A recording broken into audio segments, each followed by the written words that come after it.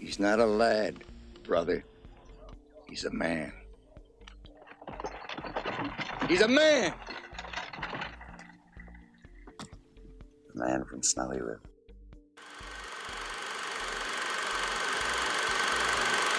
Hello to all the classic people that are returning.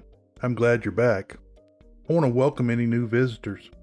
As a technical note, references and citations are listed for each show on the site at classicmovierev.com. I want to take a minute to thank Mary Mac-Kid for the lovely review on Apple Podcast. These reviews really help the show grow, and I appreciate it. Thank you. By the way, I will get to the Thin Man films one day. I've covered Loy in a few other movies already. Today, on the Classic Movie Reviews podcast, we are taking on The Man from Snowy River, 1982. This movie is one of the great Australian films that were coming out in the 80s. It is also a Western and has American Kirk Douglas playing two roles. So you can't hardly go wrong with this one. The Man from Snowy River, 1982 is one of my fun movies. It has some holes which the professional reviewers pointed out. On IMDb.com, the film has a decent 7.3 rating. On RottenTomatoes.com, the movie has a 95% on the tomato meter and 89% audience approval. The great film critic Roger Ebert said in an April 20th, 1983, 2.5-star review, quote, "That doesn't make this a great Western. It's corny in places and kind of dumb, and its subplot about the romance between the boy and the girl seems plundered from some long-shelved Roddy McDowall script. But The Man from Snowy River has good qualities too, including some great aerial photography of the thundering herds of horses and the invigorating grandeur of the Australian landscape," unquote. New York Times film critic Vincent Canby said in a January 21st, 1983 review, quote, "There are not so many big westerns around that one can easily dismiss the Australian The Man from Snowy River, which opened today at the Baronet and 34th Street East theaters. To appreciate it fully, however, one must have a completely uncritical fondness of Kirk Douglas as he acts his heart out in two roles, for picturesque landscapes, for silly plots, and for dialogue that leans heavily on aphorisms too homespun to be repeated in a big city newspaper," unquote. Actors. Right, and I'm a Shakespearean actor. Kirk Douglas played dual roles as Harrison and his estranged brother Spur. Douglas was first covered in the solid war epic In Harm's Way, 1965. Australian actor Tom Bonner played the station's foreman, Kane. Bonner was first covered in another film set in Australia, Quigley Down Under, 1990. Tom Burlinson played the Man from Snowy River, Jim Craig. Burlinson was born in Canada in 1956. His family moved to England and then to Australia. He began to appear on stage while still in primary school. He was accepted to the Australian National Institute of Dramatic Arts in 1974. Burlinson worked in television through the late 1970s and got his big break in The Man from Snowy River, 1982. He has continued to make movies such as The Surfer Fest, Wind Rider, 1986, and worked on television. He has been very successful as a singer and in stage musicals. Sigrid Thornton played the protected rich girl Jessica Harrison. In the 1980s, she was a big deal. Thornton started acting as early as 1967. She began appearing on television series in the early 1970s. She began working in Australian film in 1977, but burst onto the international scene with The Man from Snowy River. Another popular movie was The Light Horseman, 1987. Sadly, she was in The Return to Snowy River, 1988. Popular in miniseries, she was the first Australian actress to have a significant role in a U.S. series, Paradise, 1988-91. She continues to work in film, on stage, and behind the camera. Jack Thompson played the best mountain horseman, Clancy. Thompson was born in Australia in 1940.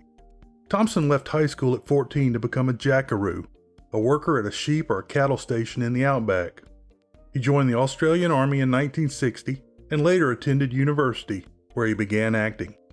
Thompson began his acting career on Australian television in 1968, including a spot on Skippy, a Kangaroo Lassie series. His first movie was in 1971. He became a star at home with The Chant of Jimmy Blacksmith, 1978. but he found international fame with his fantastic performance in Breaker Morant 1980.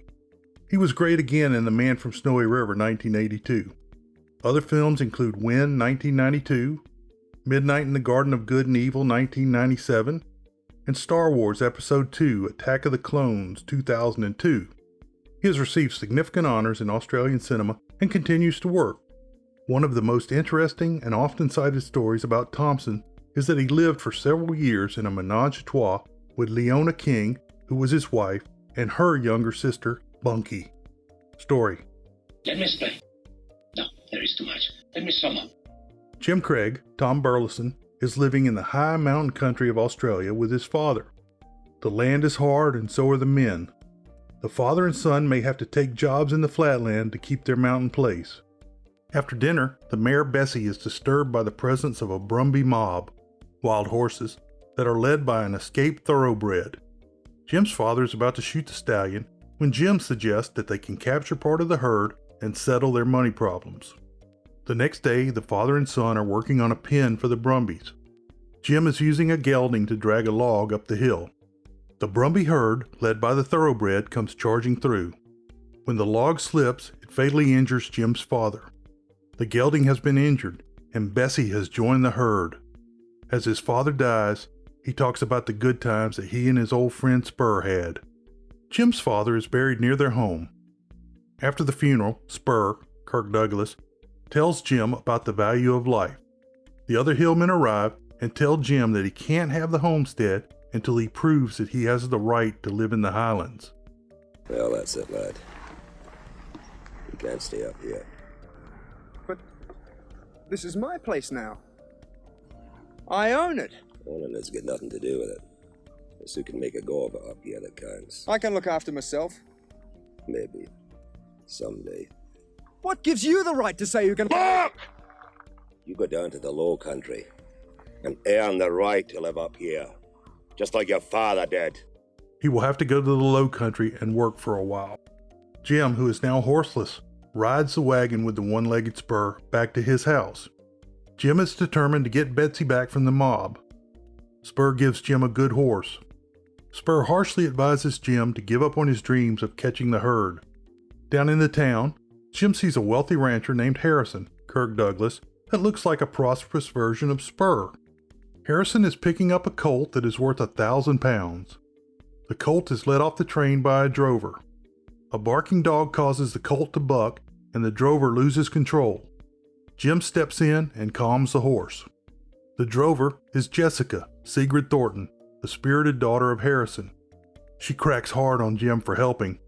The lawyer handling the horse sale meets Jim and agrees to help him find a job. Spur works in his gold mine that never really produces and always seems to be about to collapse. The unofficial leader of the mountain men, Clancy, Jack Thompson, shows up at Spur's mine. During their conversation, it is revealed that Spur was in a partnership with Jim's father.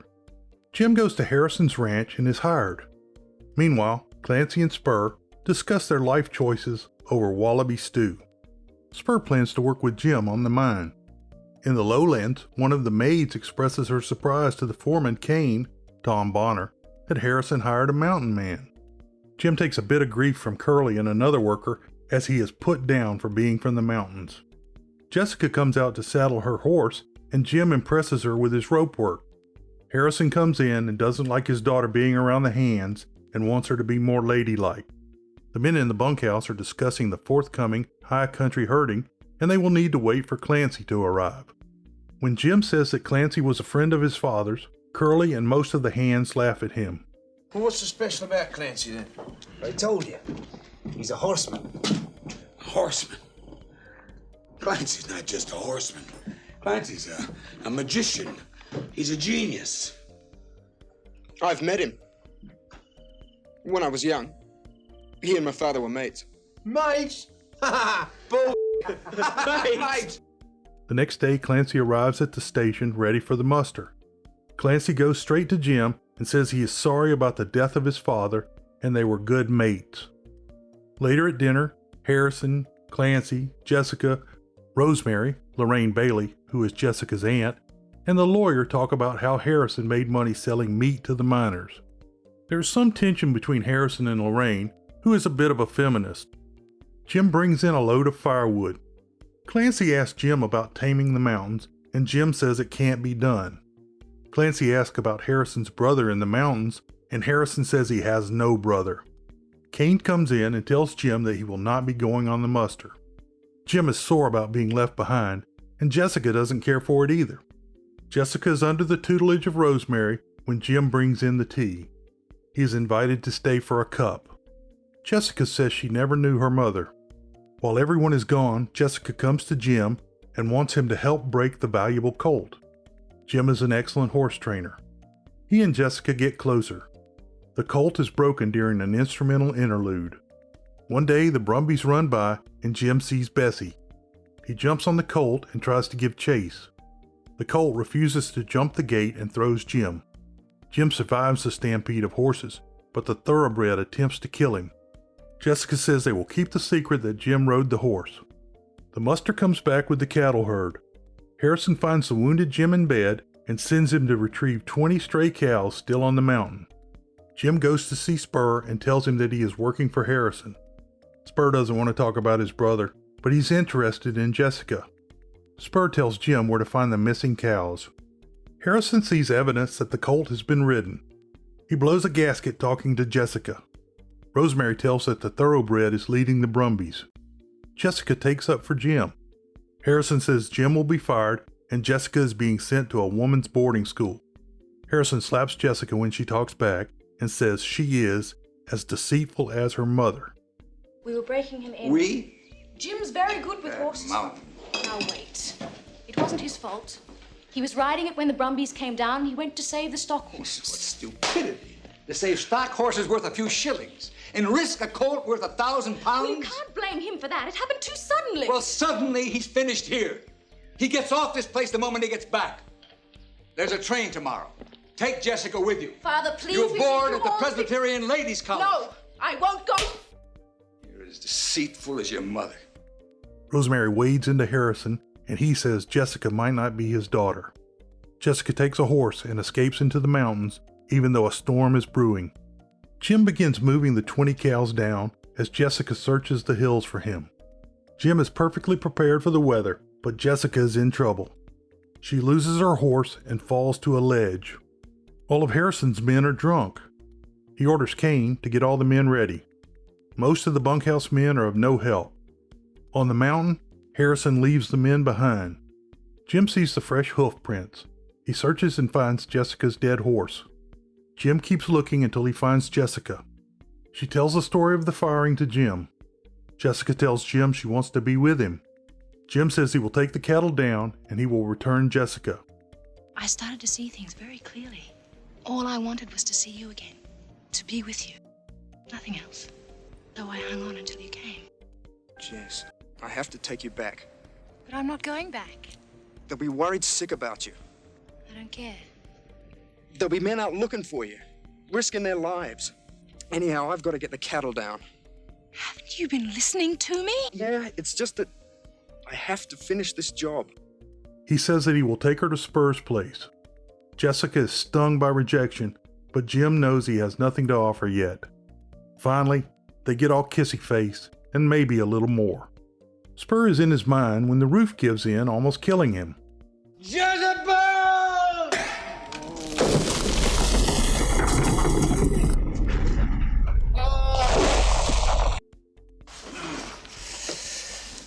Holy creature. That's what you've been trying to tell me all these years, huh? That you're up here. When he gets up, he sees the gold vein that he's been looking for 20 years.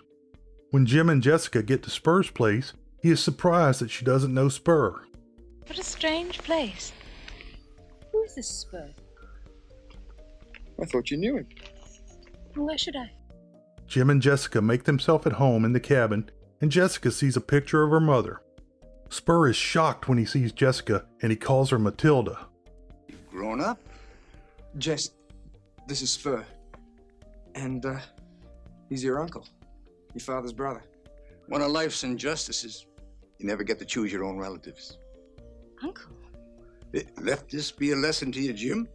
find a little bit of gold, and suddenly, after all these years, the relatives turn up, huh? Jessica is shocked that she has an uncle. Jessica asks about the picture, and Spur says there is pain and suffering in the past. Spur agrees to take Jessica back to the station. Jim goes back for the cows. After sharing a meal of Harrison beef, Spur and Jessica head down in the wagon. Harrison finds a note that Jim has left telling Jessica is safe. Back at the ranch, Jessica asks Rosemary about Spur and her mother. Rosemary tells that 20 years ago, the two brothers fell in love with Matilda. She couldn't decide, so she said she would marry the first to make his fortune. Harrison bet all his money on a horse race and won, making a fortune. The other brother, Spur, went to search for gold. Rosemary is happy to see Spur as Spur flirts with the cook. Rosemary says that Spur and Jim should leave before Harrison gets back. Jim goes to see Jessica instead. Harrison bursts into the room and is happy to see his daughter, but he is unhappy with Jim. Harrison takes Jim for a talk. Jim tells Harrison that he loves Jessica. Harrison says Jim cannot take Jessica to a mountain life. Spur comes in and he and Harrison begin arguing. Harrison and Rosemary fill in the rest of the story. Spur gave Matilda a colt as a wedding present, but Harrison was so jealous he wanted to kill the horse. Matilda feared for the horse and set it free. Spur says that he came to tell Matilda that he saw the horse running free. Harrison found the two together and he shot Spur in the leg. Matilda wanted to leave but died in childbirth with Jessica. Spur tells that the colt grew to be the old stallion that is leading the Brumbies. Spur calls for peace. Jim says he is leaving and he won't let Jessica come with him. She doesn't know why. Spur rides out in his wagon, and Harrison comes out to ask if Spur was the father of Jessica. Spur shames him for misjudging Matilda so. You misjudged the girl, just as you did her mother. Whose child is she? Poor Mr. Harrison. You owe me the truth. If you really knew Matilda, you could never ask that. Of course she's yours, but you don't deserve her. Jim gets ready to leave the bunkhouse and Curly starts ribbing him about having sex with Jessica. Curly and his friend attack Jim, but another man makes Curly drop his weapon. Jim beats the tar out of the two. As Jim leaves, Curly releases the young colt, so they will think Jim did it for revenge. Kane comes back the next day with news that the colt is with the Brumby mob. They have called all the riders in to search for the horse. In the mountains, Spur tells Jim that he owns half of the gold mine. They hear a wolf howl, and it is Clancy coming into camp. Clancy says that the colt has been let loose. He invites Jim to come along on the search. Jim doesn't want to do it until he finds out that Harrison is blaming him for the release of the colt and that he wouldn't be allowed to ride with the group. In the morning, Harrison offers £100 for the retrieval of the colt. He says scouts will send flares when the mob is sighted. Clancy rides in, followed by Jim. Harrison orders him off, and Clancy defends him. Come to Sofia's handiwork. Kane! If he'd done it, he wouldn't be here. You believe that? Get him off my property. Hold it! But then you saw some mountain bread. I think he should come along. We don't need him. I asked him. You did what? I want him along. As you wish. He'll dig his own grave. Spur rides back to the ranch and hangs out with the ladies. The riders head to the mountains to follow the signal flares. There are several accidents as the men ride through rough terrain. They use whips like Florida crackers to herd the animals. Clancy stops the horses, but they break out under the leadership of the stallion. Curly slips Jim's harness off the horse's head, causing Jim to fall behind. The Brumbies make it to a very steep slope and charge down it. Clancy, Harrison, and the others stop at the top, giving up the chase. Jim charges through the crowd and down the slope. He cracks his whip as he goes over.